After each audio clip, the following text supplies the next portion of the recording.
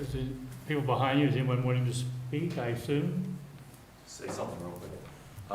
Brian Gallagher, Director of Veteran Services, and as a Korean War veteran, that's kind of the unknown war where you hear a lot about World War II, a lot about Vietnam that happened, but you don't hear a lot about Korea. And Korea was a very hard-fought war for those people that experienced that.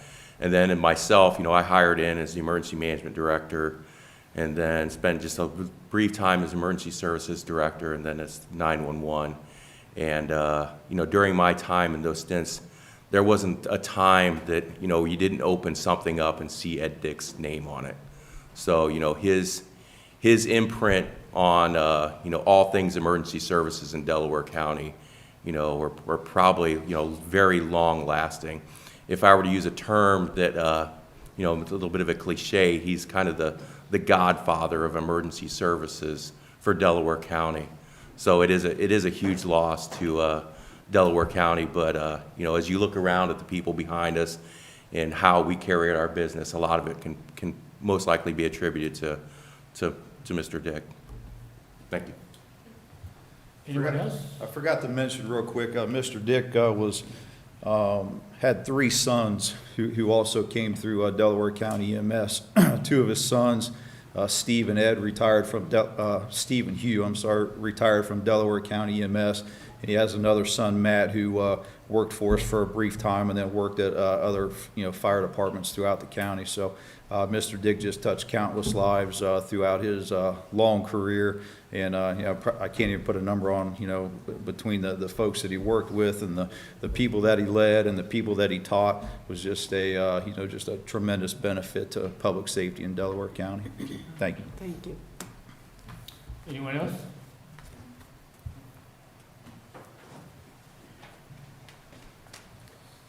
I myself had never personally met Chief Dick, but from the very first chief of EMS, 1972, and his last son to retire from Delaware County EMS just retired last year. So his family had a very long career here at Delaware County. And like Chief Burgess said, touched many lives, was very instrumental in the shape of our department and a lot of the departments at Delaware County. And he was still very involved. We celebrated his 87th birthday with him. Him and his family were still very involved in Delaware County EMS, and I'm sure they will be for years to come as well. Thank you. Anyone else? Good morning, Sandy Mackey, Delaware County EMA. We're just proud to be a part of his dedication to public safety, and we wanted to say thank you to him and send our condolences to his family. Thank you. Thank you.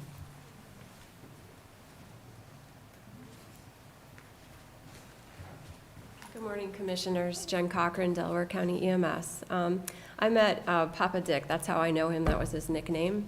When I first got hired in '97 at the county, and he was very kind and wanted to make sure that you learned all of the things about Delaware County, not just about EMS. One of the things that he taught me about were the railroad crossings, and he was instrumental in making sure that more of those got installed in the county. He was a wonderful man. Thank you. Thank you. Thank you.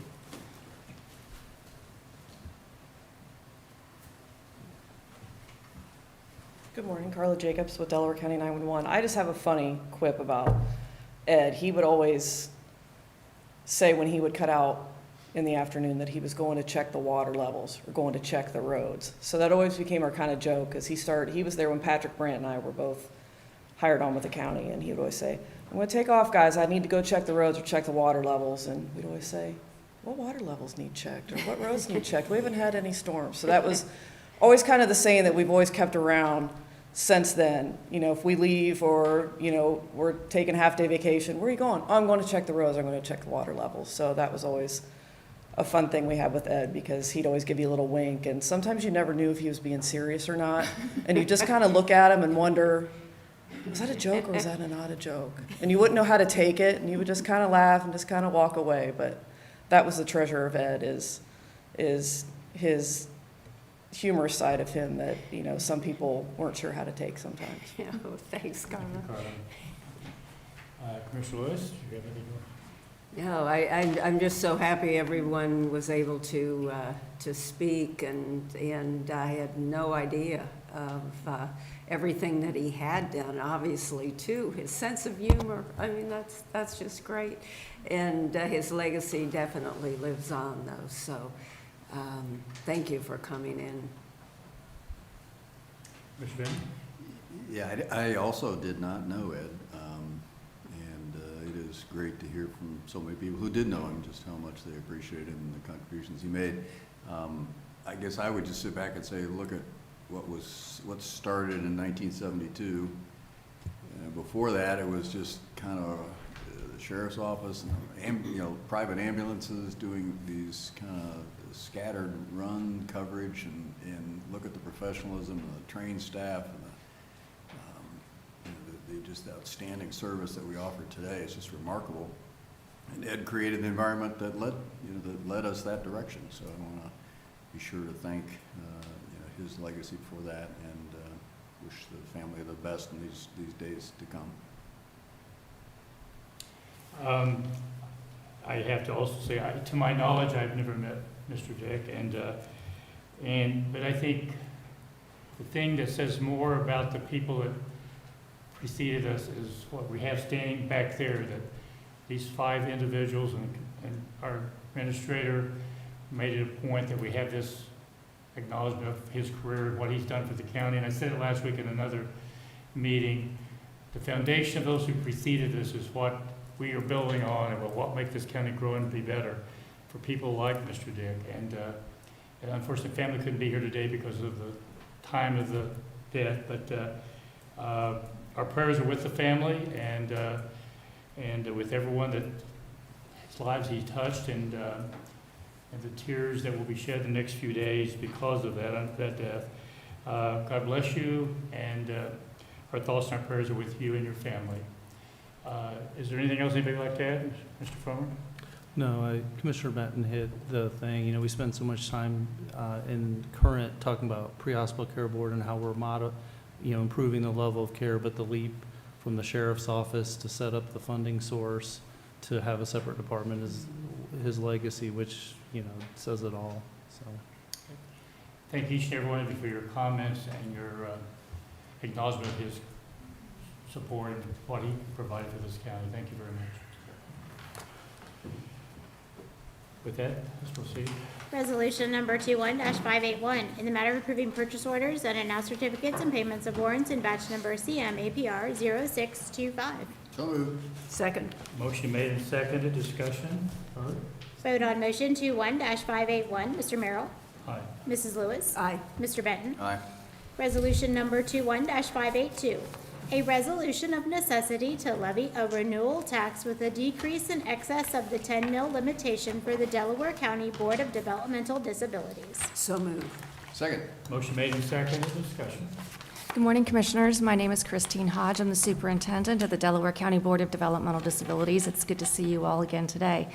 I'm here in front of you to request approval of a resolution for a levy with a reduction. We have a 2.1 mil levy up in November for a November primary, and we would like it to reduce it to 2.0. As you might know, just as a review, we have 3 levies. One is a 0.56 mil levy, which we would like to expire. We have a 0.4 mil continuous levy, which we would like to keep, and then reduce the 2.1 to 2.0 for the November ballot. Are there any questions before I just give a brief explanation of what we do? Any questions at this point? Proceed. Okay, so we serve approximately 22,300 people in our county and their families. 74% of those are children, which are people under the age of 21. Our main source of revenue is the levy, and that accounts for about 85% of our revenue. Our services are critical to people with developmental disabilities. As I've stood before you before, I've spoken about the care in the home, adult day services, transportation, 24-hour care for the people that we serve. Our services do expand the lifespan from early intervention throughout, and we're critical in the lives of folks. Our average cost, so we actually drill down to average cost of service per person. So for early intervention, the average cost is about $4,000 per person served. For school age, which is 21 and under, the average cost is $2,100. The average cost for adults, however, is $18,000. And obviously, as people move into adulthood, they move into the world of work, they may not be living at home with their family, and they need more care. So in the next 6 years, we anticipate 315 children transitioning to adulthood. So we always do our projections out there to see what we're going to need and how we're going to serve people, knowing that the costs increase. So I had forwarded a little bit of a graph to explain where we think this 2.0 levy will take us. It will take us well within that 5-year levy span. This is a 5-year renewal. And so at that point, we could reevaluate and see where we are with regard to our expenditures and our revenues and the population growth. So in essence, the future levy collections, if this is approved, for a $100,000 market value home, the net decrease our taxpayers would see is $15.77. So this is a decrease for our citizens from 2.0 or 2.1 to 2.0 plus expiring our 0.56 mil levy. I would be happy to answer any questions you may have. Any questions, comments? I've spent a fair amount of time working with Director Hodge and Jared, who's here as well and runs the numbers, does a great job of that. And I just want to compliment you all on being proactive and understanding the numbers and projecting very, very detailed, well thought out, well laid out plans and financials to support those plans. And again, allowing, when we put the 0.4 levy in place in 2018, the understanding was that the 0.56 would lapse, and that's great. You know, that you committed, you pledged back then, you committed to do it, and you're doing it, and then also lowering the ongoing levy a little bit.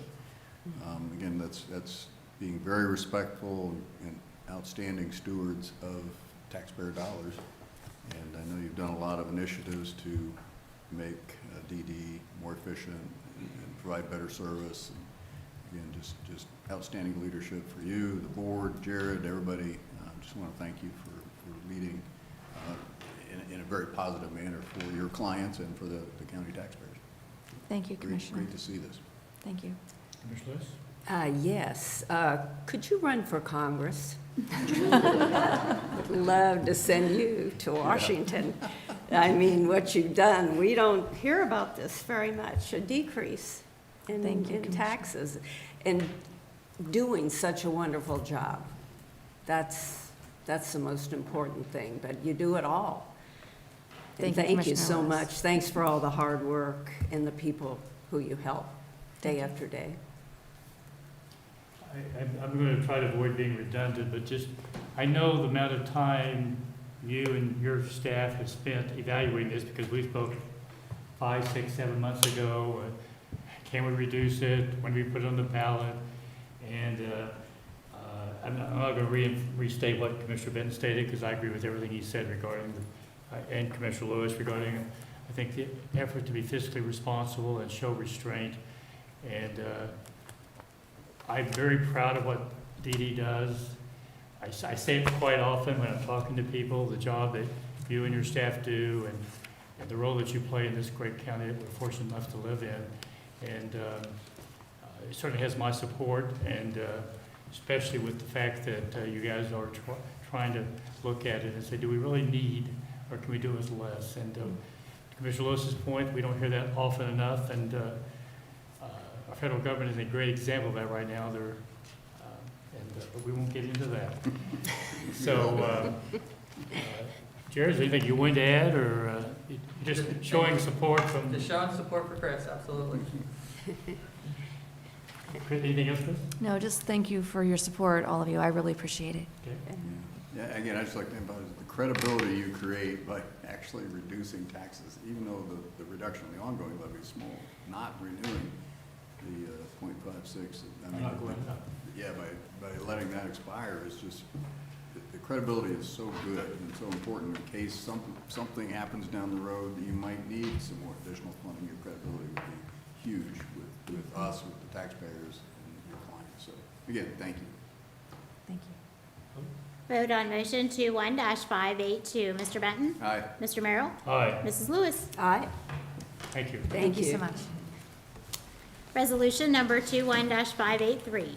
in the matter of approving the child placement service contracts and amendments between the Delaware County Board of Commissioners, the Delaware County Department of Job and Family Services, and child placement provider Cincinnati Children's Hospital, Advantage Family Outreach, the Bear Foundation, Northeast Ohio Adoption Services, Outreach Safely Homes, Quality Care, National Youth Advocate Programs, the Village Network, Specialized Alternatives for Youth, Healing Pathways, Hiddle House, Youth Intensive Services, NECCO, Life Start, Buckeye Ranch, Fifth Amendment, Buckeye Ranch New, Foundations for Living, Christian Children's Home of Ohio, Osterland Services for Youth, and ENA Incorporated.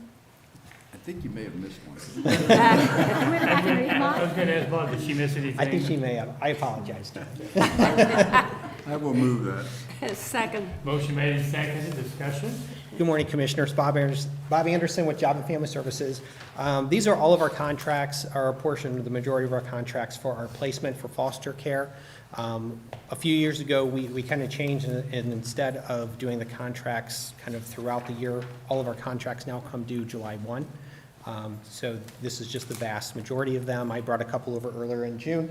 I did send some information about increases and decreases, and they're kind of over the board, anywhere from a 1% to maybe a 9% increase or decrease, depending on the service. And I'll answer any questions at this time. Any questions or comments? Again, the summary you provided was very helpful, because this is a very detailed and extensive review of your providers. And actually, some of them did decrease, as we were talking on the way in. So, again, it's good to see, and good administration to have all these managed very closely. So. Thank you. Anything else?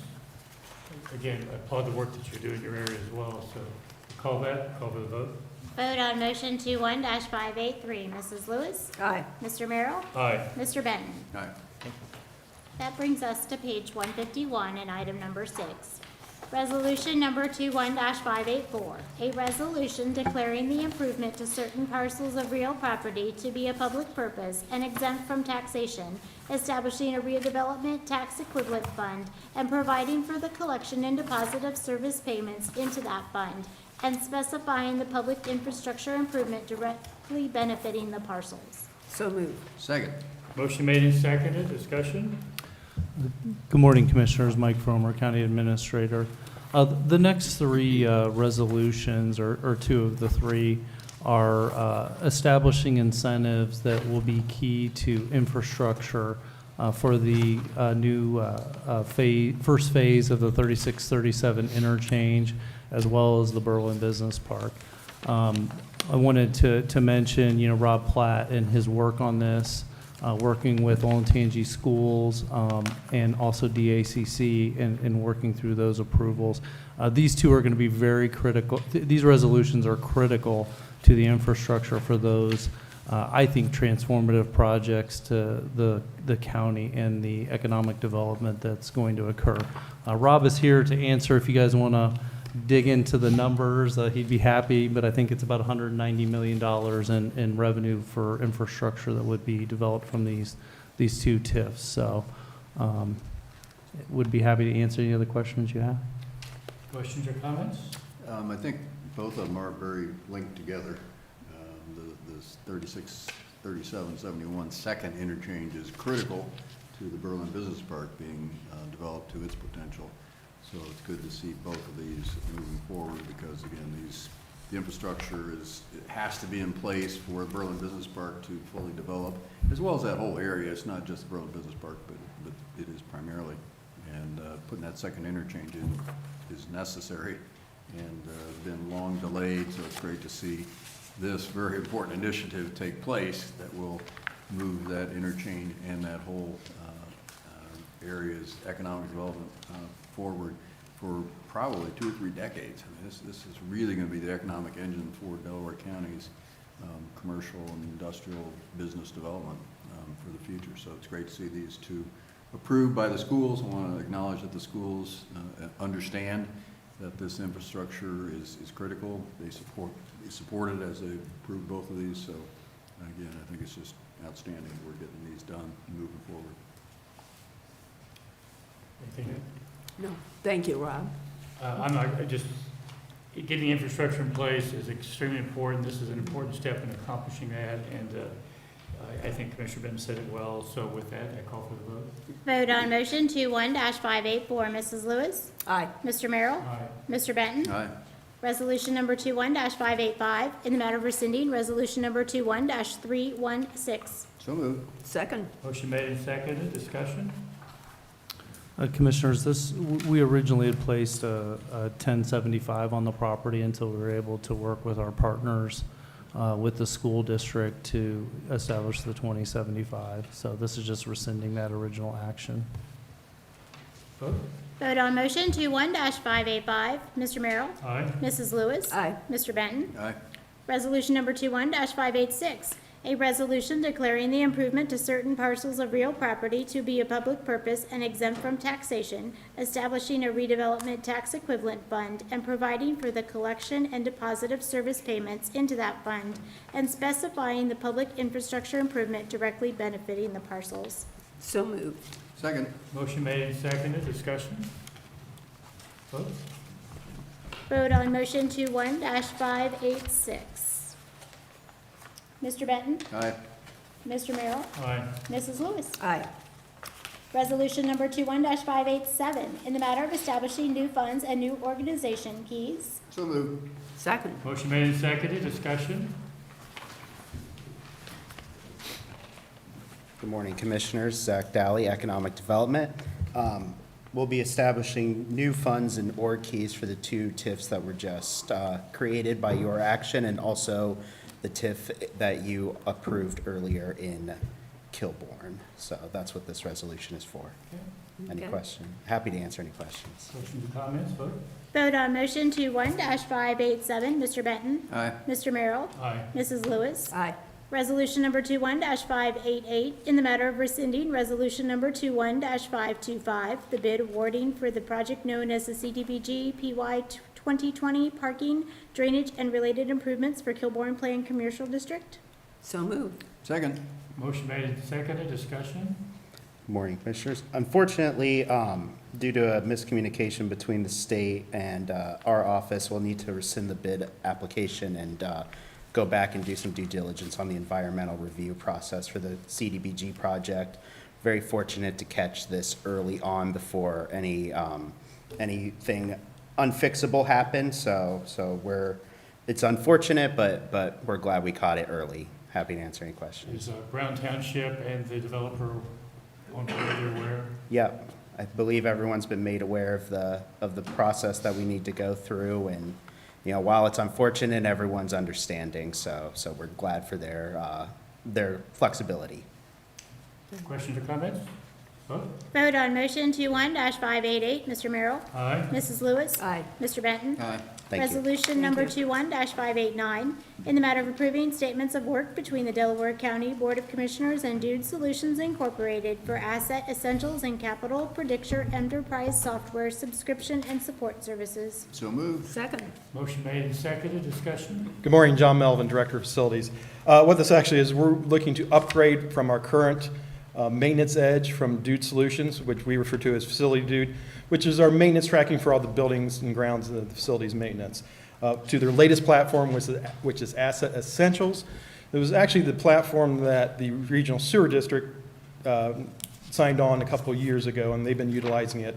There's several key upgrades that will help benefit the maintenance department, so that's what we are here before you today to Questions pursue or this upgrade. comments? Vote. Vote on motion 21-589, Mr. Benton. Aye. Mrs. Lewis. Aye. Mr. Merrill. Aye. Thanks, Jim. Resolution number 21-590, in the matter of approving supplemental appropriations for EMS. So moved. Second. Motion made and seconded. Discussion? Good morning, Commissioners. Jeff Fischel, Director of EMS, Delaware County. The first supplemental appropriation is for $200,000. It's to cover the increase in the new contract with the City of Delaware concerning EMS services contracted with them. Questions or comments? Vote. Vote on motion 21-590, Mr. Merrill. Aye. Mr. Benton. Aye. Mrs. Lewis. Aye. Resolution number 21-591, in the matter of approving a ditch maintenance petition did you have something else? Oh, there was a second resolution on there for, or sorry, appropriation on there for 2,600 for concrete. Oh, we combined them all. Oh, sure, no problem. Why, thank you. Didn't want to give up the microphone. Let's start. Item number 13, resolution number 21-591. In the matter of approving ditch maintenance petitions and ditch maintenance assessments for Turkey Hill number 722, Nova Land Use 23, and Woodcrest Crossing, section 2, 3, 4, 5, 6, and 7. So moved. Second. Motion made and seconded, discussion.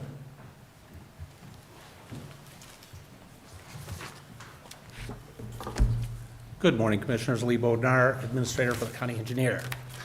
What you have before you are the petitions for the County Ditch Maintenance Program.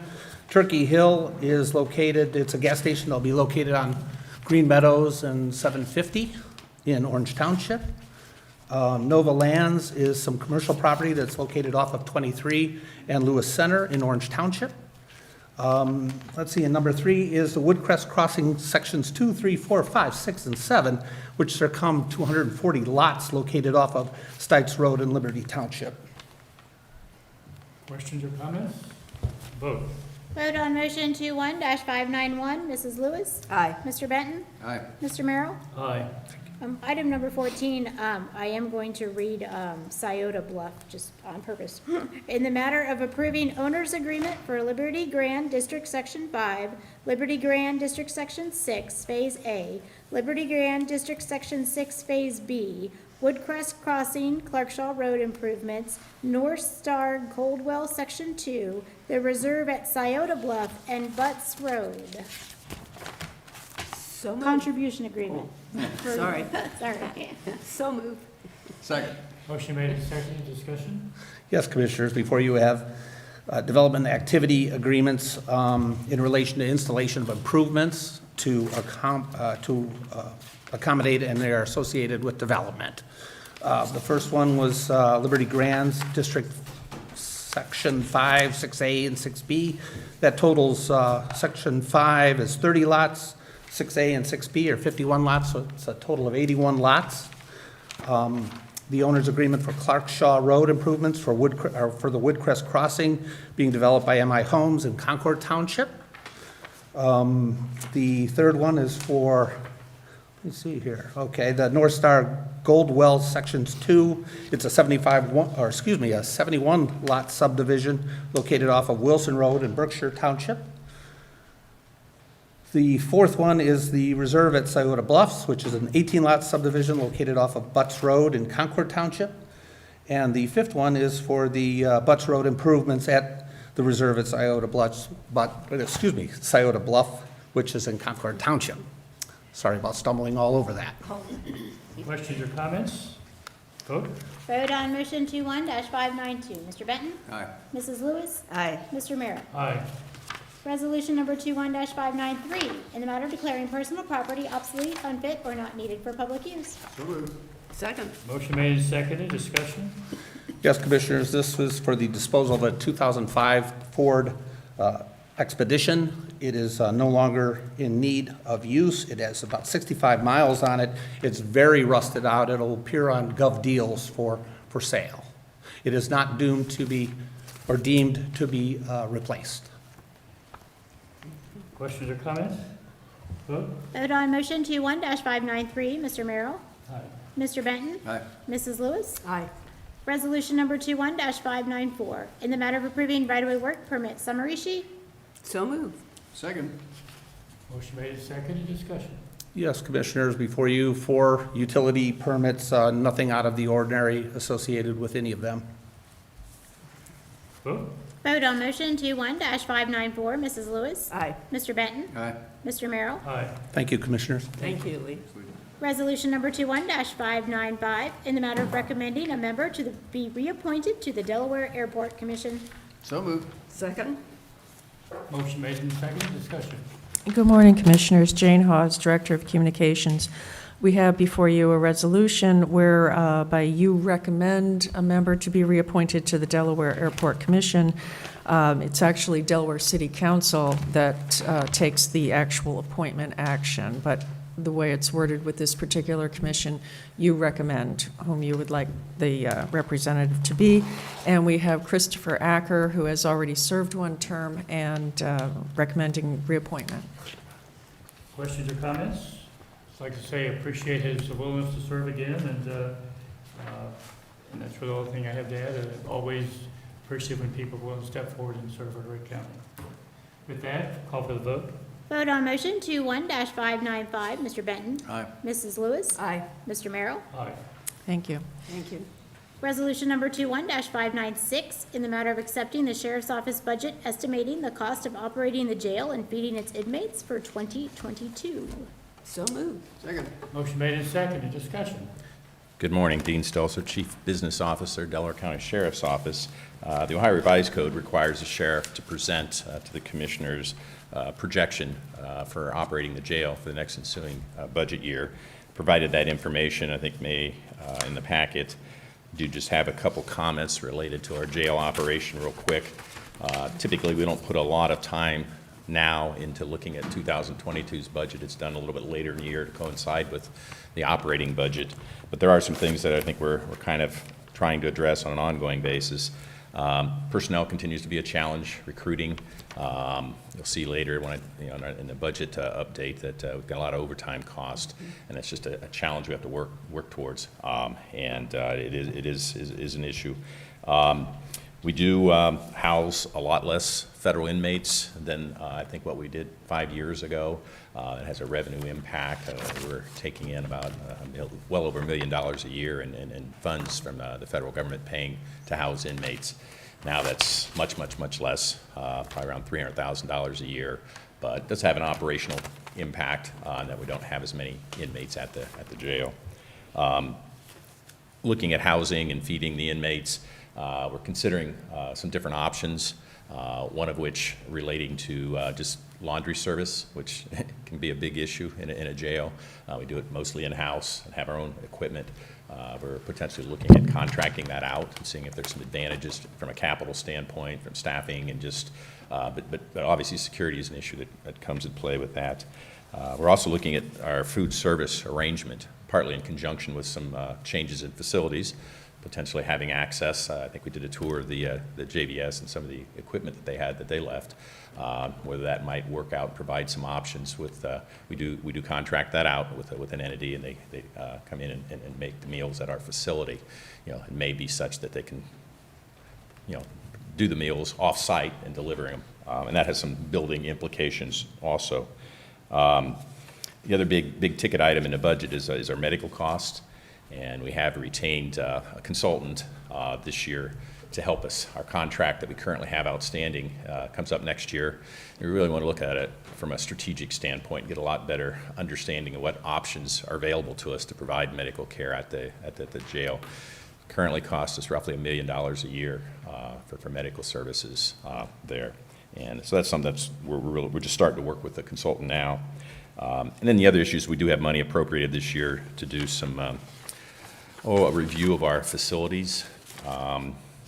Obviously, there's changes that are going to occur once the new facility comes online, just with the patrol division moving out. But we also want to kind of look at developing a long-term capital plan. Who knows, 5, 10, 15 years out, whatever it takes to look at the existing facility and the condition of it, and at what point in time we may need to just fix what's there, or renovate, or a number of other different types of things. So we can kind of look at that in totality and make that a part of discussion in future budgets and planning efforts and what might be coming down the road. So we hope to have that completed within a year. So entertain any questions you may have. Questions or comments? Vote. Vote on motion 21-596, Mr. Merrill. Aye. Mr. Benton. Aye. Mrs. Lewis. Aye. Thank you. Thank you. We have our monthly sanitary approval update to the board from Director Mag. But Director Mag also has a other business item that we can address now if that pleases the board. Resolution number 21-597, in the matter of approving the sanitary sewer subdividers agreement for the reserve at Scioto Bluff. So moved. Second. Motion made and seconded, discussion. Morning, Commissioners. Tiffany Mag, Director of Environmental Services. So this project is really a win-win for both the developers as well as the county. It allows us to eliminate the need for a pump station to serve the River Bluffs development, which is an EPCON condo community. This project allows the sewer to flow by gravity through the neighboring property, which is the Scioto Bluffs property. So the purpose of this resolution is to provide the tap credits for the sewer to be larger and deeper, to be able to serve EPCON as well. EPCON also is providing a contribution, a little over $300,000 towards the project. So it really is a great solution to allow not only the Scioto Bluffs development to move forward with that contribution, but also for EPCON to not need to have a pump station. That would, of course, be future operation and maintenance. Questions or comments? I read the material, it seemed like it made all the sense in the world to me, so. Call for the vote. Vote on motion 21-597. Mrs. Lewis? Aye. Mr. Merrill? Aye. Mr. Benton? Aye.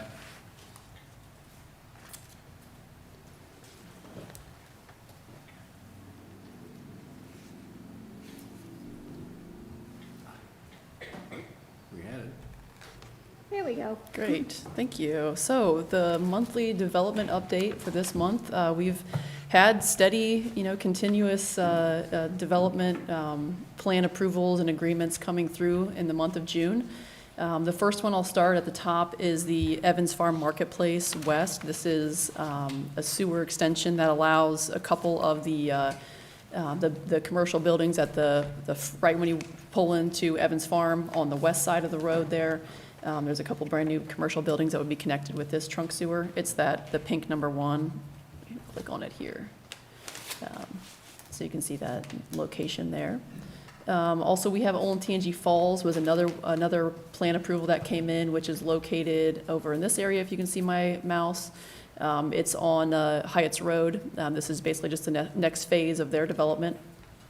And then we also have North Star, located way up in the northeast kind of quadrant here. They're moving forward with their next phase of the Goldwell neighborhood, Section 2, which is single-family homes. And then we also have Hyatt's Crossing, which is out on Sawmill Parkway, near Hyatt's Road. This is a Pulte development. This is the last phase of their condo units out in that area. Evans Farm also has this little number 3 here. This is the next phase of the custom homes. This is Section 2, Phase B, C, and D. And then we also have Evans Farm Section 2. That they have a lot of different breakdowns of the phases, but basically another phase of the single-family homes there with the yellow number 3 and 4. And then Horsepower Farms, which is located in the city of Powell, is I think they're called car condos. This is basically an amendment to allow them to connect a couple buildings ahead of the sewers being accepted. And then let's see if I can scroll down here. We have Berlin Meadows, the blue number 1. Those sewers have been installed. This is the sewer that will connect to our Hyatt's pump station, take the sewer over to the east, allow that Berlin Meadows area to go, as well as the new Olentangy School will connect into there with a temporary pump station and force main until eventually the gravity sewer makes it up to the school. And then the last one is the Berlin Manor, Section 3. This is another section, 38 ERUs of this development up on Cheshire Road in Old State. So that kind of rounds things off. I can take any questions, but that's kind of what we saw in the month of June. Things are, just continuing to move at a pretty quick pace. Any questions, comments? The pump station on just west of 23 on Hyatt's, is that done now? It's almost finished. Yes, I believe we're going to finish construction by the next probably 2 weeks, early July.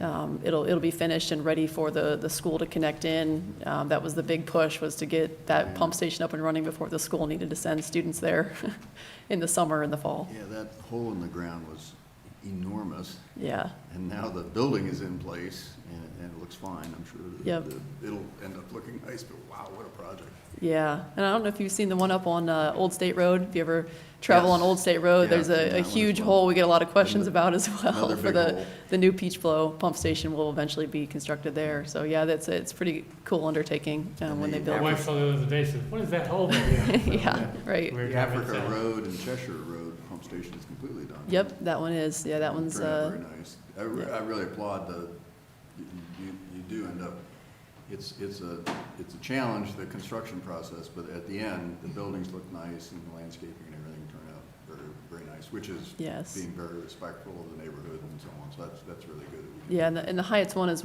one that we've had a lot of back and forth with the, with the Hooks, who donated the land to us, to make sure that we get the landscaping, how it kind of fits in with their neighboring property. So we're working through that right now, so eventually it'll even look even nicer once we finish that stuff. And that one's very important because it will open up development in that area as well as east and northeast. Yeah, right, yeah, it goes all the way over to Peach Blow Road on the north and the railroad tracks on the east. So it opens up quite a large area for development. And that corridor right there is just not our best corridor, and this will dramatically improve it, so. Right, yeah. We can see it finished. Yes. Other questions or comments? Thank you very much. Great, for thank your you. Update. I think we have two other pieces of business where we do the hearing, travel expense request. Okay.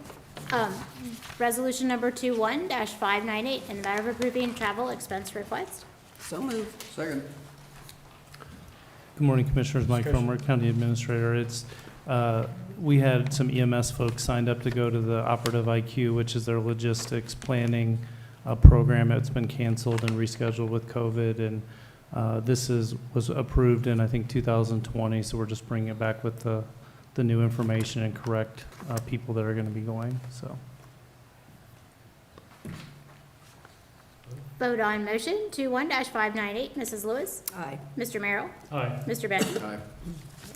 And would you like to address the voting instructions now? Yes. Okay. Resolution number 21-599, in the matter of approving voting instructions for the approval of the Fifth Amended Joint Chapter 11 Plan of Reorganization of Purdue Farman LP and its affiliated debtors in case number 1923649 before the United States Bankruptcy Court, Southern District of New York. So moved. Second. Motion made and seconded. Discussion. Eric Hostetler, Staff Attorney.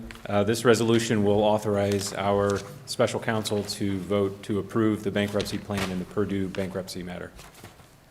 Any questions or comments? For the opioid, part of the opioid settlement. Just one part, That's correct. It's kind of a separate part. It a is. separate part. Yes, after the litigation was filed against manufacturers and distributors, Purdue was one of those entities that filed for bankruptcy as a result. And this is a plan for them to reorganize, and our instructions are to approve that plan. Okay, thank you.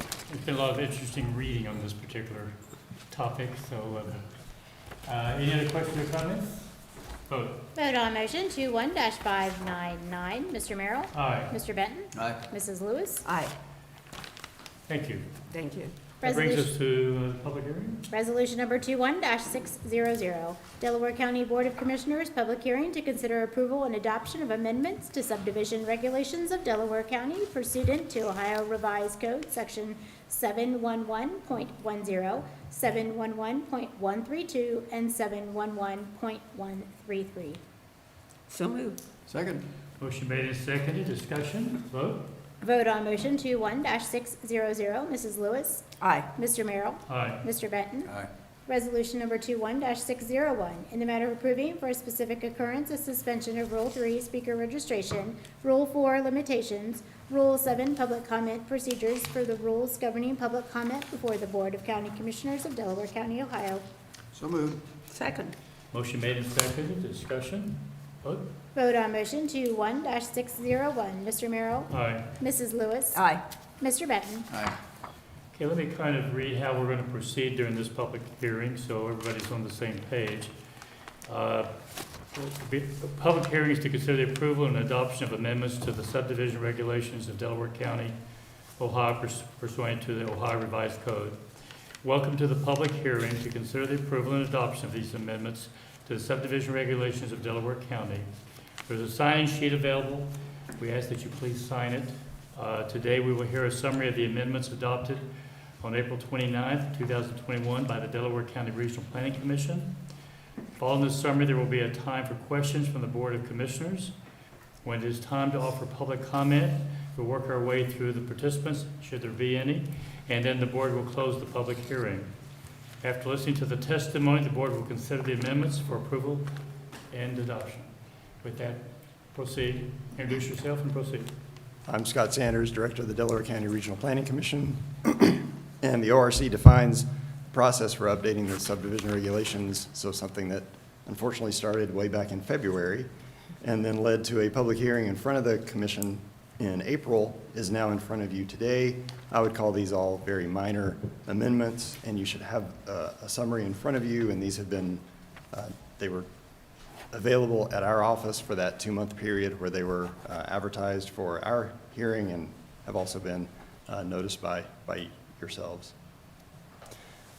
So basically they have to do with vacating platted lots, which was a process that used to be defined in the ORC. They took that out for townships or unincorporated areas, so we are creating a system where we would go ahead and take that through the commission in case anyone was interested in vacating platted lots or vacating subdivisions.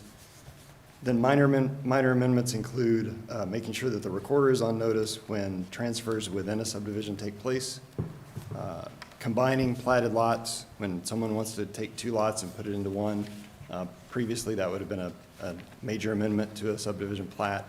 There isn't a need to do that, and although it's referenced as an administrative review, it still goes through all the same departments and the township itself for signature. And then any plat notes that don't affect lot lines or rights of way may be amended administratively. Again, that's a process that would go through all the typical departments in the county that would normally approve a subdivision plat. And that's not something that the public would be asking for. That would be something that we would notice as something that departments would have an issue with. Some of these plats go back, obviously, 50 years or more, and sometimes the language just doesn't apply anymore. So with that, that is my summary of the changes. So approved by the commission in April and now in front of you today. Any questions, observations? Have you received much input from? No, in the last couple months? not on these, not really any at all. Any other thoughts? Sounds good to me. Is there anyone here from the public that wishes to comment regarding these changes? One last time, is there anyone here from the public who wishes to comment regarding these changes? Okay. There does not appear to be any public comment, and we need to close the hearing first. Close the correct? hearing. Resolution number 21-602, in the matter of closing Delaware County Board of Commissioners' public hearing to consider the approval and adoption of amendments to the subdivision regulations of Delaware County pursuant to Ohio Revised Code Section 711.10, 711.132, and 711.133. So moved. Second. Motion made and seconded. Discussion. Vote. Vote on motion 21-602. Mr. Benton? Aye. Mr. Merrill? Aye. Mrs. Lewis? Aye. Is it a wish to proceed? I see no reason not to approve. We ask that the clerk read the resolution to approve. Resolution number 21-603, in the matter of approving and adopting amendments to the subdivision regulations of Delaware County pursuant to the Ohio Revised Code Section 711.10, 711.132, and 711.133. So moved. Second. Motion made and seconded. Discussion. Any comments? Again, I'll just summarize. I know this is being involved in regional planning. I know we've had this conversation and you'd like good changes and fully support it. Call for the vote. Vote on motion 21-603. Mrs. Lewis? Aye. Mr. Benton? Aye. Mr. Merrill? Aye. Thank you. Our Delaware County Sheriff Martin is With that, I invite our sheriff forward, and I believe Dean is also going to be part of the presentation, and I'll let you introduce everybody's presented, Sheriff. Okay. Good morning. Good morning. Morning. Appreciate the opportunity to address you this morning and grateful, frankly, for the placement in the agenda. So if you're not pressed for time, while we do have a tight agenda, hopefully it leaves us some opportunity for some questions and answers. And I think, Sarah, are you going to drive my PowerPoint for me? Okay.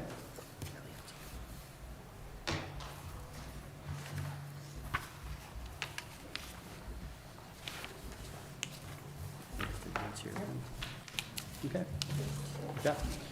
So this is the first opportunity for us to present a mid-year budget update, and with that, we'd like to give you a brief summary on some initiatives within the Delaware County Sheriff's Office, and then I'll be concluding with some remarks about some upcoming challenges, and frankly goes hand in glove with the development discussions today. So without any further ado, I'll ask Kelsey if she'll come up and talk about our accreditation initiative. Good morning, I'm Kelsey Evans. I'm the accreditation manager here at the Delaware County Sheriff's Office. I've been here almost 4 years and have prior experience with accreditation with the Upper Arlington Division of Police. So a little bit about why accreditation is important. The standards for accreditation require an agency to incorporate the industry's best practices, policies, and procedures to increase the agency's accountability, leading to more transparency, greater integrity, and improving its community-oriented policing, while also reducing the agency's risk and exposure, building a stronger defense against any type of litigation. Especially in today's climate, more than ever, agencies are seeking accreditation with either the Commission on an Accreditation of Law Enforcement Agencies, otherwise known as CALEA, or the Ohio Collaborative, to show that the agency is invested in providing a high-quality service to not only its citizens, but also its employees. So the current goal is to become accredited with CALEA's law enforcement accreditation, or what they call their Tier 1 accreditation. It has 181 standards. We currently have 162 of them covered in our policies and procedures. So the goal is to continue revamping our policies and procedures to have all 181 standards covered, and then make sure that they're properly implemented to obtain accreditation and compliance. However, one of the issues that we have is that there are a couple standards that, although they're covered by policy, we can't yet implement them because of our current infrastructure. So there's approximately 5 standards that are impacted by this. Most of them deal with either the property storage or storage of our records. We've either outgrown that space or we don't have the space for it. There's some other standards that are also affected by this. Also, our jail is on the path to become accredited or in compliance with the different entities that are out there, to include the American Correctional Association, otherwise known as ACA, the National Commission on Correctional Healthcare, the NCCHC, and also the Prison Rape Elimination Act, otherwise known as PREA. By obtaining accreditation with CALEA, ACA, the NCCHC, the Sheriff's Office would then be labeled by the National Sheriff's Association as a Triple Crown Award winner. It's a pretty prestigious award that not many sheriff's offices can say that they've had. All of this is an effort to better the benefit of our staff, inmates, and the citizens in the community that we serve. So if there are no questions, I'm going to turn it over to Dean Stelzer, our Chief Business Officer. Questions? Dean?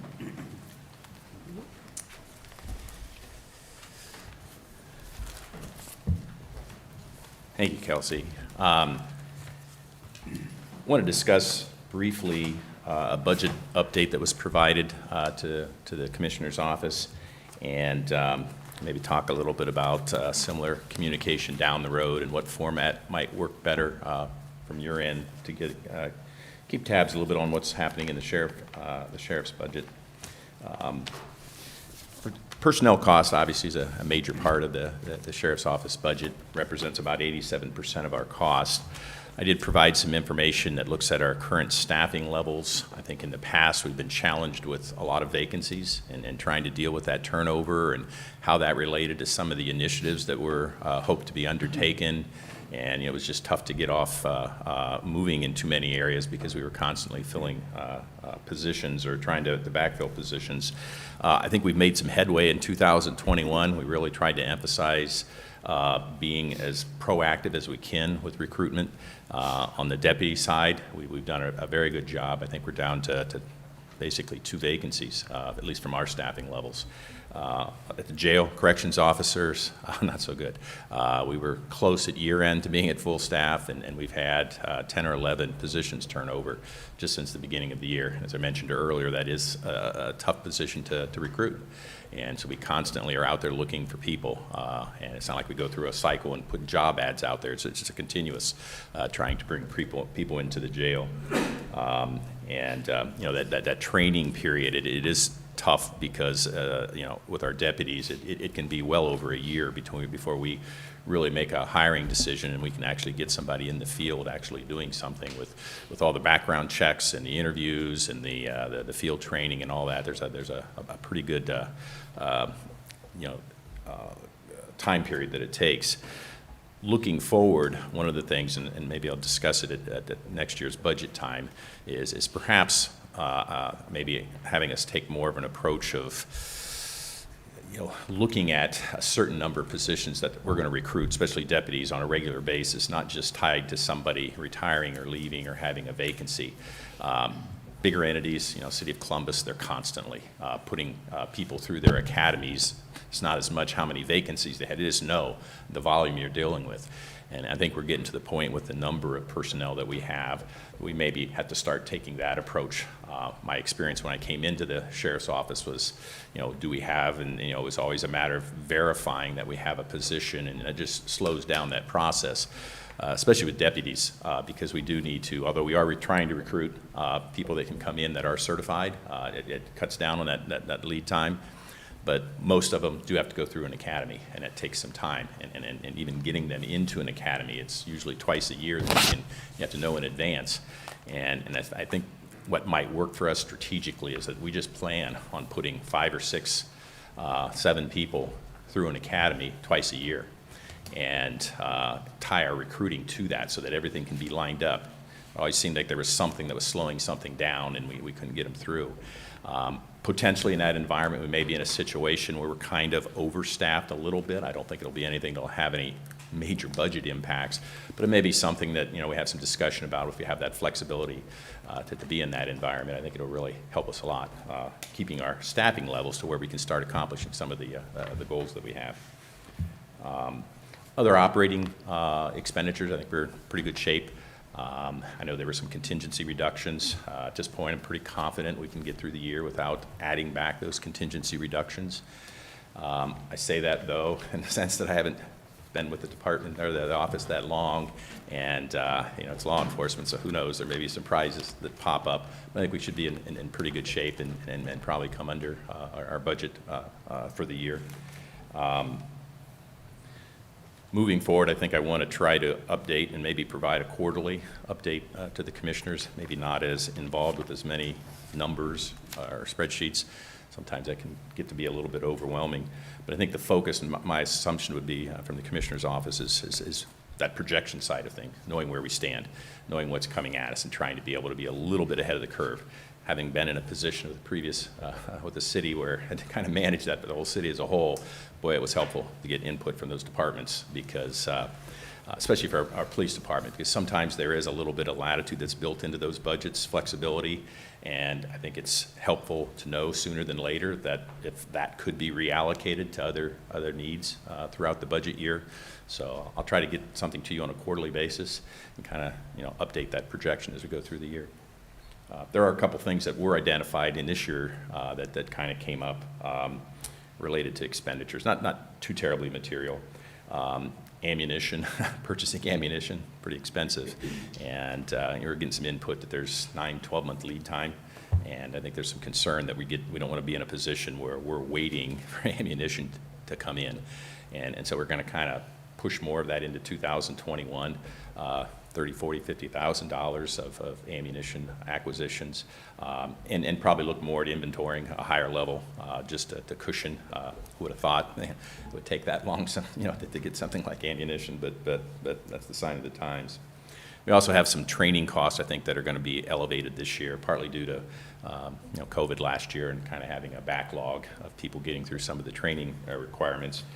Plus, we're also looking at putting some candidates in the academy in December, the Columbus Police Academy, and so that, you know, if we stay proactive with that recruiting, otherwise we have to wait, and then it's next June until we can get candidates into the academy. We think we might be in a position to probably put 5 or 6 candidates into the Columbus Academy. To do that, we need to register and pay for that in December. We didn't appropriate that much. It's about $6,000 a candidate to do that. So another change that I think we're going to present here in the next, hopefully in the next couple of weeks, is more of a budget transfer as opposed to a supplemental. The office has been, Sheriff's Office has been looking at for a while a change in their duty uniforms. And obviously it's pretty traditional, and they've been the same for years and years and years. I think there's some operational issues that deal with looking at a different type of uniform. From a cost standpoint, normally we would just be in a replacement mode with what they had. This type of change would pretty much involve everybody receiving a different uniform issued. From a cost standpoint, we think over time it'll be a less costly uniform to maintain, not just from purchasing and replacing, but also from cleaning and some of those other elements. But it will require an upfront cost to make the transition, upwards of perhaps $185,000. Mostly probably this year, some may spill into next year. I think that'll fit within, our budget yet this year, just requiring a transfer of funds, probably from personnel cost into to uniforms. Along those lines, unless you had any questions directly for me related to the budget update. Anything, any comments? Well, I did have a question. It's good news, on the law enforcement side that we're nearly full staff, because it's been years since we've gotten that close. I'm curious what's happened in the first 6 months to make that possible? Where are we getting the new recruits? Why are we getting more? I think we've more aggressively gone after the recruits we had. And again, it's just my impression. I've only been there a little over a year. I think there was a lag time between who and how many we have, and is there this money in the budget? I do know last year, as part of the 2020 budget that the Sheriff's Department had, there was some uncertainty about how much money was in and what was taken out and what that meant. So I think they were tentative to know kind of where they stood, and that was, I think, one of my first goals was, we can get on top of this, we know where things are, we can project out and be pretty comfortable saying, yes, we can fill those positions now and move on that. I think that's helped a little bit, but I think also just trying to get more aggressive and proactive in trying to push some positions through. We were able to hire a couple existing deputies that are deputies that had training, and I think that helped too. It's a good observation, Mr. Benton, and I really want to attribute a lot of it to having, for the first time in the 9 years that I've been the sheriff, a chief business officer who probably has a better handle on the budget than any previous finance manager that I've had before. And I think, as he's indicated, I operated from kind of the old municipal style government of or budget allocation of the positions, and where I've relied on Dean in having him is that we're looking more at the budget, and frankly, he's kind of driven with confidence then the ability to more actively and ambitiously recruit. We still had that problem in the jail as far as turnover goes, but I really think it's been a contribution to the office and the management of the budget by having a genuine certified business officer as well. Are the new recruits coming from other agencies, or are they new to law enforcement, or a combination? We have currently, as we speak, we have 5 at the Columbus Police Department Academy that did not have any previous law enforcement experience. I'll just tell you anecdotally, probably 8 out of 10 or 7 out of 10 are requiring certification and training. So we have picked up some from other agencies, that are young law enforcement officers that wanted to move to Delaware County because the opportunities were a little better here, because the wages were a little bit better. But really, by and large, our larger percentages are still recruits that do not have their certification, do not have prior experience. I can also tell you it's a very thorough process, which I think is important in today's environment with the exposure that's out there with the officers. It's a pretty lengthy background and everything else that they do on these positions. Hey, Sheriff, I have just a couple of comments. Regarding the uniforms, I guess I'd like, not today, but I'd like to know more at some point about $185,000, a lot of money, and why is that necessary? And that, again, we don't have to have that conversation today, but we do represent our residents, our taxpayers, and help justify that expense. Well, we're prepared to make a presentation today, I think, that will answer some of those questions for you. So if you've any more specific questions for Dean on the budget, and then we wanted to So you're segue. planning on doing that as well? Yeah, I have a representative here to make that presentation. We want to talk about that too. So are there any other questions? Well, I just have one other observation. I understand, again, it's easy to get overstaffed, that's true of all departments. I understand the desire to, you have 2 opportunities a year, and I understand when somebody's retiring, you know they're going to be retiring, making a hire and getting them through the system. I just want us to be careful that we don't end up overstaffed because we didn't get the turn we thought we were going to get. So today it's just an observation and a statement, but it's a question I will be asking and re-asking, obviously. Yeah, and I think we share your caution. I can tell you, with confidence in the 9 years that I've served as sheriff, we've never been overstaffed. And, as our chief business officer has indicated, and we can usually anticipate resignations, retirements. Sometimes they do come as a surprise. But I think what Dean alludes to might be a narrow margin where we'll have to bring in some people because we are really, no pun intended, handcuffed by the lack of availability of academy training. And sometimes we have to drive our hiring when the academy is available. If we don't get them in at a certain date, we're another 7 months behind. And I think, to Mr. Benton's previous question, with Dean on board, we've been able to get those people into the academy with confidence in advance. So I understand your concerns, Mr. Merrill, and I share them as a steward of the taxpayers' dollars and as a taxpayer myself. Rest assured, your sheriff won't be irresponsible. Well, and I wasn't suggesting that. One last question. We have all these people around the country who are leaving these cities that are out of control. Are any of them finding their way to Delaware, Ohio, or is that not likely? Well, we've had inquiries from other officers and agencies. To this point, most of the deputies, officers that we've hired have come from smaller agencies. They're seeking more opportunities for advancement and wages. The turnover in the larger agencies, most of that is attributed to just people retiring. Frankly, we have had inquiry from the Columbus Police Department, our members of the Columbus Police Department, about opportunities here. And the reality of it is it's still pretty disparate in wages. So while there are many of them are concerned and frustrated with the political climate in Columbus, I think a lot of them are kind of hanging in there to see what happens. Okay. So does that answer your question? Yeah, thank you. No other questions. I'd like to introduce. I just have one comment. Commissioners, Dean had provided a memo, and I think we got it to you guys a little late. I think when you look at that, one thing I wanted to draw attention to, and kudos to the Sheriff's Department, as Dean alluded to, 87% of their costs are fixed with staffing. And so their budget's going to go up every year based on compensation increases and benefit increases.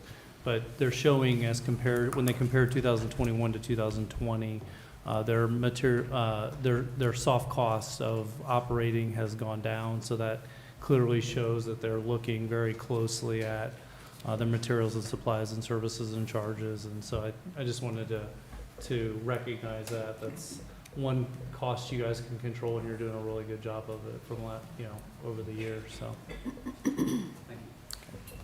With that, I'd like to introduce Sergeant Derek Keller to give a demonstration about the new uniform. Sergeant Keller does have a presentation he'd like to make. I just want to kind of open this with a. Did I lose my presentation? Oh, I thought you were, I was going to show Sergeant Geller. No. He is much better looking than me. That's why we picked the right guy to make the presentation today. In 1981, I began this profession. And, one of the things that I've been saying all along as we've reviewed this possibility of changing a uniform for our first responders from an operational perspective. We're not driving the same cruisers that we drove in 1981. We're not carrying the same radios that we carried in 1981. We're not carrying the same firearms that we carried in 1981. And we're not abiding by many of the same policies that we lived by in 1981. But still carrying, still wearing the same uniform, same materials from 1981. So I'm hopeful, commissioners, and particularly Commissioner Merrill, as you hear Sergeant Keller's presentation, you'll have an understanding of why this is important to our office and to our first responders. So that was a perfect setup. It was perfect setup. First, Derek Keller, Sergeant, Delaware County Sheriff's Office. I've been employed here for 20 years. I've been in law enforcement for 23 years, and I have always worn a traditional style uniform, such as a Class A uniform that you see the sheriff and the chiefs in. Basically, back in October of 2020, there was a lot of deputies that had mentioned changing uniforms. And they had came to me, discussed it, and I was able to approach the sheriff and kind of present a more updated style uniform. As you can see, basically the uniform itself is an outer vest or load-bearing vest. I'm not sure if you're familiar with it, but we weigh about 25 to 30 pounds more on the daily. So and the traditional style uniform is distributed on our hips and our lower back. And this load-bearing vest, it distributes the weight over our shoulders and our core, which is obviously the strongest part of your body, and it helps just overall with comfort and with the climate. After conducting a survey with the deputies, it was found that 89% of the deputies, including myself, experienced discomfort in our current uniform, which I'll refer to as a Class A uniform. I was also shocked that 97% of the deputies believed that the Class A uniform would cause permanent, long-lasting medical issues during their career and into retirement, such as lower back issues and hip issues. This basically goes on without saying that a lot of research that shows that wearing 25 to 30 pounds in your waist causes low back and hip issues, and this is one of the most underreported types of injuries that law enforcement experience. After approaching the sheriff and doing a presentation, he allowed me to come up with a group, test group, a pilot group of 10, including myself, deputies that switched out to the load-bearing vest, as well as a cargo-style pant and a nylon belt instead of a leather belt, which one reduces weight, and two, we carry more equipment than we did when I started 20 years ago.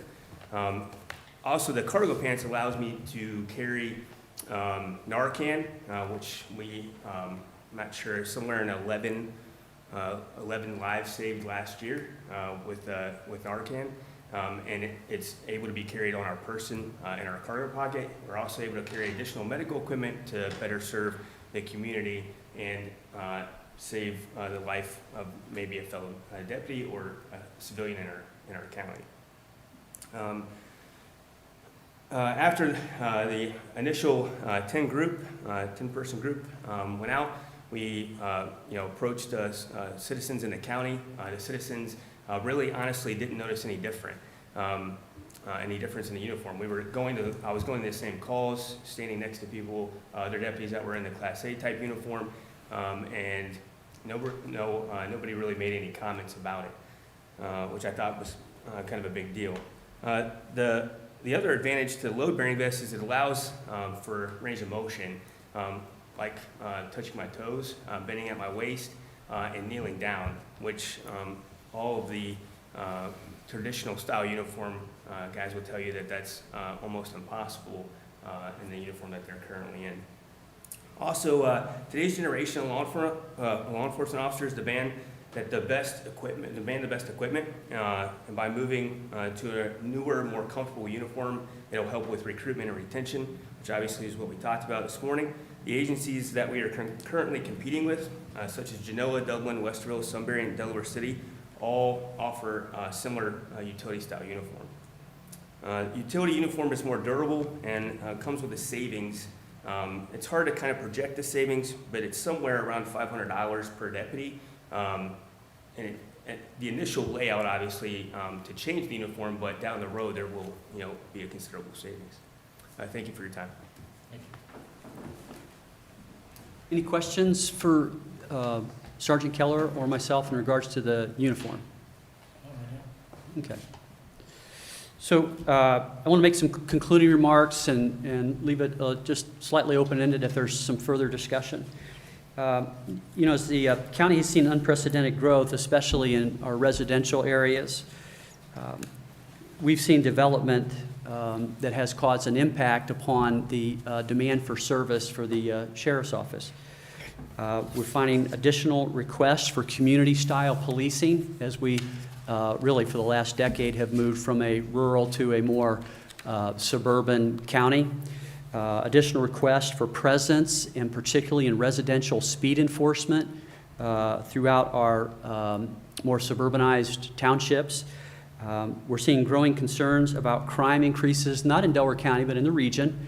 And as residents have moved here from municipalities, there is an expectation of the sheriff's office to deliver more of a community-style policing. For the past 5 years, we've tried to meet that within the constraints of our budget, as the statutory requirement of the sheriff is to provide public safety and to respond to problems. We've been able to encourage the homeowners associations and townships to pay for special duty deputies, contract for a deputy for a couple of hours at a cost to the township or the homeowners association. In the last 20 months, we've had 976 hours provided this way and has been funded by the individual townships and homeowners association. Many townships around Ohio and frankly across the nation contract with the sheriff's offices of their political jurisdiction to provide additional policing. That was the case in Orange Township on a limited capacity a decade ago prior to my arrival, and they suspended that contract when they fell upon some difficult financial situations to cover the cost of their fire service. We've also considered how this could be met by encouraging local law enforcement levies specific for raised level of services. We've seen this obviously in Genoa Township. The residents there have a police levy that provides additional law enforcement service at a higher level for that township. The consideration that I bring before you today is that in my ongoing conversations with township trustees in our more populated townships, the request and the demand for additional higher level of service, as I said before, speeding in a residential area, more community style, is ongoing. And it seems to be that they're expecting that. The question is, who's going to pay for that? Who's going to pay for that? So, as I look at our partners in this, obviously the Board of Commissioners is our fiduciary over the Sheriff's Office, our township trustees, the residents of the county, and frankly, to piggyback on some of the presentation today, our developers. I think this county's done a remarkable job in preparing for development with infrastructure, but we all know, and we've seen firsthand, as that infrastructure is provided, there's more of a demand for law enforcement. And I will tell you, even today, as I took an early morning walk in a former cornfield that's been suburbanized, I can almost guarantee any collector street or street that's been provided to adjoin neighborhoods where there's residential structures built, there will soon be a hue and cry for speed enforcement on those streets, whether real or perceived. The Sheriff's Office is hearing those calls on a regular and routine basis. Obviously, Orange, Liberty, and Concord Township, these have been going on for the last several years at a high level, the request and demand. And in light of what we anticipate on our county's east side, it's my intent to get out ahead of that, not only with our Board of Commissioners, but also with the township trustees on the east side, to fully consider the impact on policing services, law enforcement services, and what those residents want and expect. Directed traffic patrol, that's when people call and they ask for specific traffic enforcement. efforts since January alone have resulted in over 1,800 traffic stops, over 1,800 traffic stops. And there's merit to having those traffic stops because it gives opportunities for law enforcement to impact driver behavior, to educate the driving community, and to prevent crashes, which cause a significant expense. And then lastly, we've conducted 45 speed studies just in the last 24 months alone, not included what the engineer's office has done, just the sheriff's office, to determine the concerns that people have in their residential areas. So as I come before you today and hope to enter into some further discussions and give you an idea of what we may be presenting in our 2022 budget, that it's possible for a foreseeable increase in the sheriff's office budget with some initiatives to manage some of these traffic control concerns and request and impact upon that.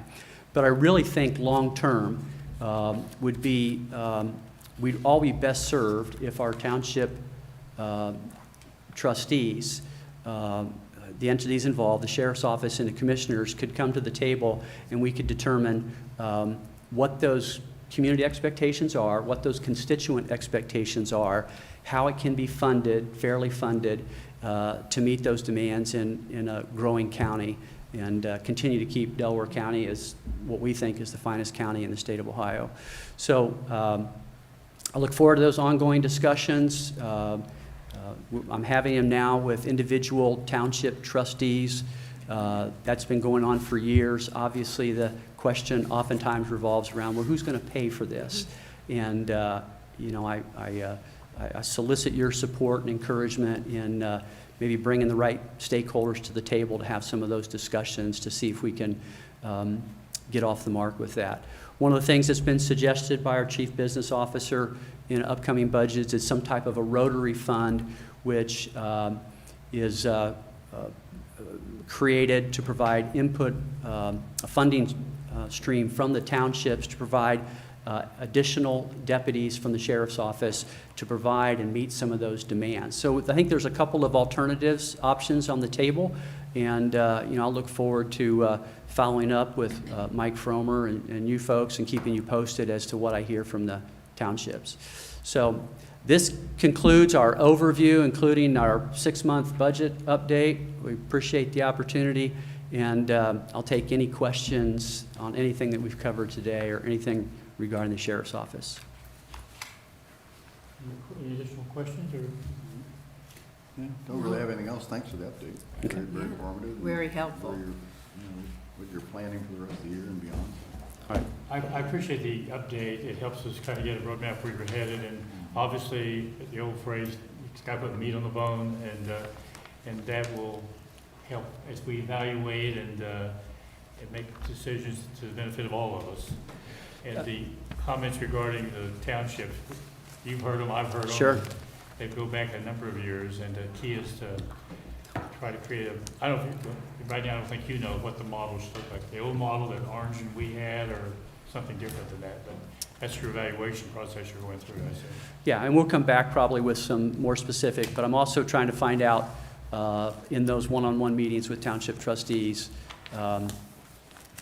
what their appetite is, how ambitious they are, and how closely they're listening. Because at the end of the day, I think it's a response to what the constituents want, what the constituents desire, and then frankly, what the constituents are willing to pay for as well. So, you know, I'll leave with this too in regards to the uniform change. The Delaware County Sheriff's Office would like to move forward with that.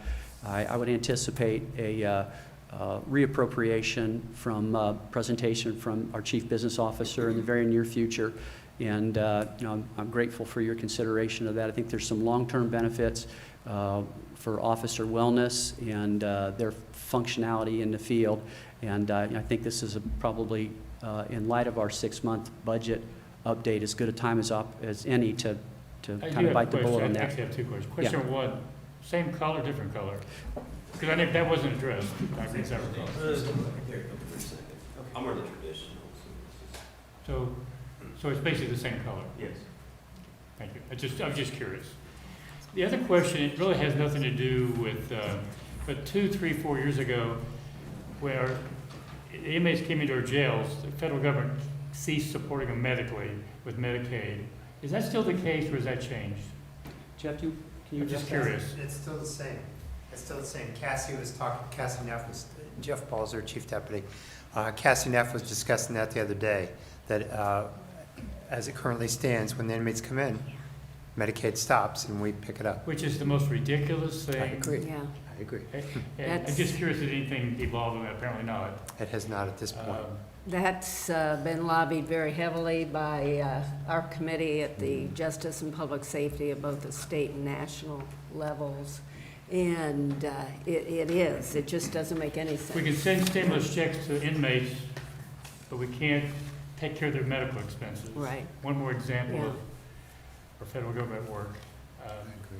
Okay, thank you. I'm just curious about it. Nothing changed, unfortunately, apparently. Any other questions for us? Thank you, Sheriff. Yeah, I'll conclude by, want to thank my staff for putting this together, and I think you can see the benefit of, finally, for the Delaware County Sheriff's Office, having a chief business officer with the experience of Mr. Stelzer, and I'm hoping that Mike Fromer and his staff will continue to see that benefit in moving forward with budgets that we present to you. Thank you. Thank you very much. Thank you, guys. Thank you. Thank everyone.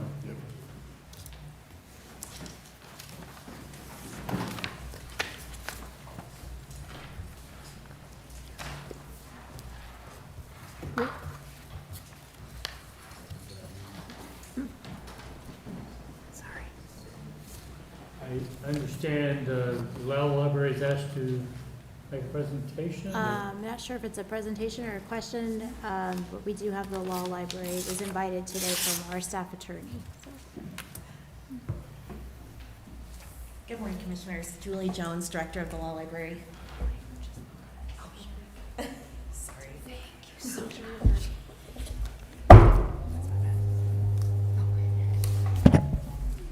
Apparently I'm the short one today. Thank you for taking the time to hear me.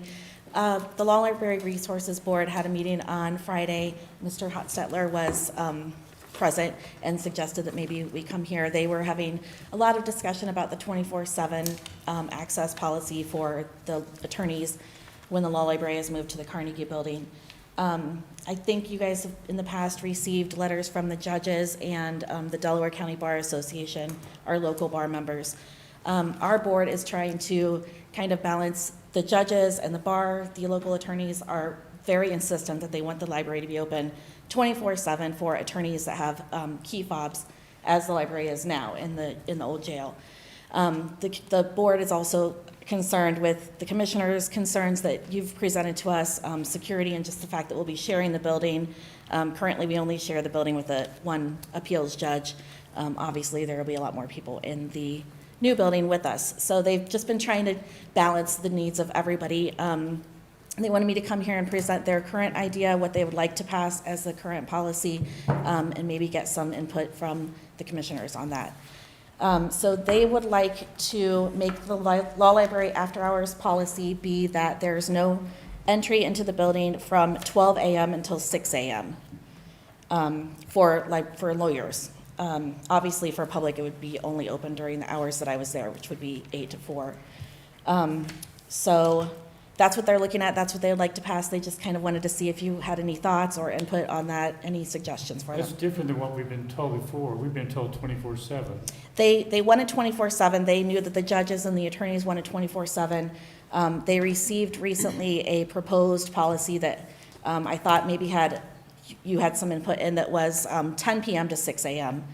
They talked to some of the bar members about that, and the judges. The bar members and judges are still really pushing for 24/7. We had several attorneys mention that, they're there, they need to come in late, they're working at court until 5 or 4:30 or 5, then they're meeting with clients, and then after that, they're going to the library to do research.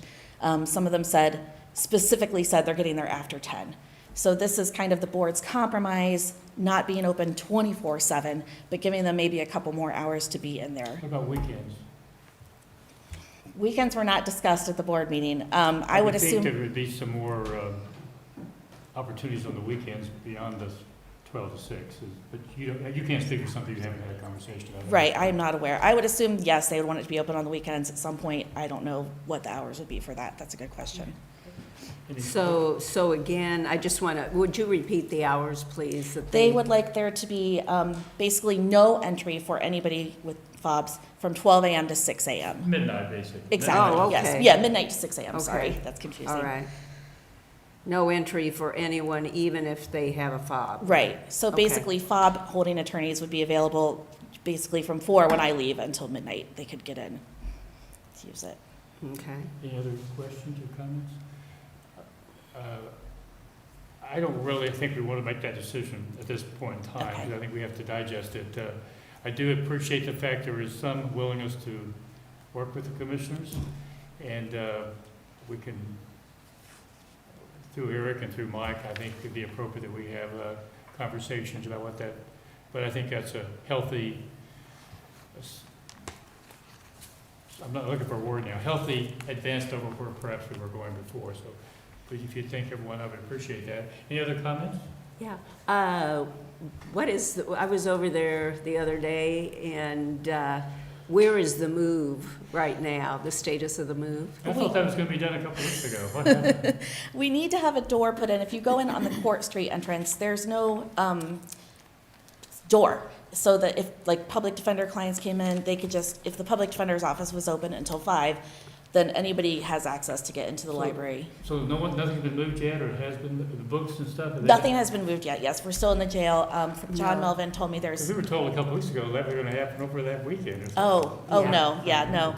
Yeah. I guess there's an 8-week lead time for this door that needs to be built, and then we'll Okay. get That's fine. started. I had Yeah. not heard that. And Yeah, no, we're still in the jail for now, so. Yeah. Oh. Thank you for coming. You looking forward Appreciate to the it. move? I am, yes, yeah, I think it'll be neat to be in the library. That'll be a neat thing, and yeah, it'll be more access to the public, which I think will be good. Yeah. So. What are you going to do where the old desk was, right there when you walk in? We're gonna take some of our older looking bookcases and we have some very old, like law library treatises and statutes. They look cool. So we're gonna put them in the front there against the wall back there, and then we're gonna have the public computer terminals out in the middle of the atrium bar. So the books will be where your hearing room was previously. Okay, okay. I do have one last question, just to kind of cut to the chase. On the weekend, Saturday, Sunday, it would seem to be logical to have a little more abbreviated schedule. And I'll throw out something, and I'm not recommending that, 8 to 5, 8 to 7, something like that, which maybe you could have that conversation, and then maybe through Eric or through Mike, kind of let us know where that stands. Absolutely, It would yeah. seem reasonable on the weekend. You're nodding like you. I think that makes sense, yes. Okay. It seems like I don't see a lot of people coming in at midnight on a Saturday, so yeah, that makes sense. Anytime there's anybody in there, there's potential for whatever. So, Right, absolutely. not a reflection on anyone, but. Understood. Thank you for taking the time to come over here. Thank you very much. I Sorry you appreciate had to wait till the very end. No, I appreciate you squeezing me in. Thank you. Yeah, Thank you. thank you. Okay, I think that brings us to reports. I do have something. I wish we'd have done it earlier. Me too. Are you getting ready to do what I was going to do? No, I know Go what ahead, you're you gonna go. do, though. I was, You go. no, you go ahead. I was worried that. We have a birthday. That she wasn't gonna come. She was late coming And she in. she comes in literally at the end. I'm not sure why you waited so late. I guess the entrance part of it or something? We couldn't get the confetti cannons to go off when she came in late like that. I was actually working and realized, oh my gosh, It's my birthday. I need to get in so we can congratulate you. session. Happy birthday, Dawn. Thank you. Thank you for Thank you. coming in. Happy birthday. Thank you. She's going to hit 30 today. I know, I've said I've had a lot of practice being 29. Mr. Fromer, anything else?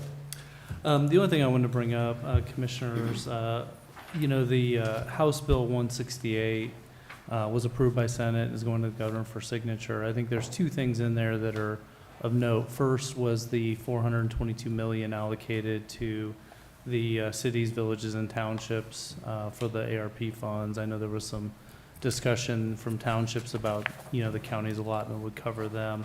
Another program that we're tracking, that Eric and Tiffany and I are tracking, there was also $250 million set aside for water and sewer programs through the Department of Development. Traditionally, those funds in the past have been earmarked for job creation.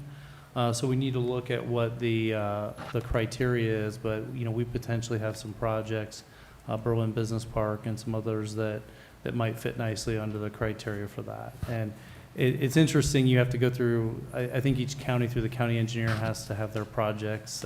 So we'll follow through the processes, and just want to let you know that that was there, so. Okay.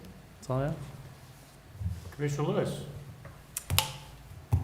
I'm still so excited about the dedication of this room to Judge Shaw. I just thought that, I mean, I sat here and I thought, I'm sitting here watching history being made. And I just want to really thank all those who put that event together. It was just perfect. And Jane and Heather, Marissa, and Commissioner Martin worked too, because she knows the family well, lives across the street from the judge. She's the one that kind of... And she was instrumental in getting those close to the judge, who she knew. Without him knowing it. Without him knowing it, which was a remarkable feat. And I thoroughly enjoyed when he took control of his courtroom again and just faced everyone. And oh, it was just great. And the pictures in the Gazette too were very good, especially the one, I think it was on the back page, where the judge was speaking to everyone, and the smile on his face just said it all. I'm just so pleased that we could do that. Yeah, I wasn't sure whether he was acting or was generally surprised, but when it was announced, I looked at him deliberately. I think it was generally surprised. Mm-hmm. Mm-hmm. Oh yeah, I think so too. I think we confirmed it through his daughter, I believe. Yeah. Anything else? Just happy 4th of July to everyone. It's one of our most important holidays. That is, it really is, especially this year. Yeah. We have somebody in the Olympic trials that turns her back on the flag, as occurred this weekend. It just reminds us it's very disappointing. Mr. Benton. Just a couple of things. The Fieldhouse USA is having an open house on Wednesday, and that's one of the wings of the Polaris Mall that's being repurposed into a field house. And, it's very exciting to see that project go forward. It'll be a very busy place, I think. It's already been fairly active, but that is Wednesday. CCAO regional meeting is also this Wednesday, as I understand it. Oh, that's right. And that's in the morning. Do we have hours specified for that now? Is that a question? So, 9 o'clock? 9 to 12. 9 to 12? Okay. Okay, and that is also Wednesday. Do you know how many people are coming, have signed up so far? This is kind of a big deal. It's a new region that's being created, and we're hosting the initial event. We're going to open the courthouse to them. It's too short for me. That's rare. Yeah, I was just getting RSVPs as I was sitting there. We're actually going to have one of the commissioners from Franklin County joining us. So it'll be exciting. I think we're pushing 40, 45, 50. Oh, really? It'll be very busy. Yeah, I just placed the breakfast order. Thank you, Karen. So, yeah, I'm still getting RSVPs today. So, okay. Yep, we're starting at the Board of Elections at 9 a.m. and then we'll make our way over here around 11 for a tour of our new building. And where is it again, so everybody knows? It's up. Yes, we're starting at the Board of Elections, Yes. yep, at 9 a.m. And then we'll kind of make our way down here for the tour at 11, correct? Yep. Thank So, you yeah, for absolutely. putting that together. It's too short, it's okay. Yes, yeah, I'm very excited. It's going to be a big group of people and we're looking forward to it, so. Yep. Great. Thank you. It gives us an opportunity to show off our county. Yeah. Oh, yeah. Counties around. I'm glad we're hosting the initial meeting for this regional group, so good to see. That's all I got. No golf? Nah, it wasn't a major. I generally focus on the majors. So I really don't have anything, and it's my understanding we do not have any for We executive. do not have anything for executive. So again, to reinforce what Commissioner Lewis said, 4th of July weekend, and just, we should all find time to think about those who gave a lot, many times in their lives, to make this a country of free to do what we do, free to make decisions, not being dictated by our government. And so don't forget in this next few days, think about that and remind yourself how fortunate we all are in this country. With that, if there's nothing else to bring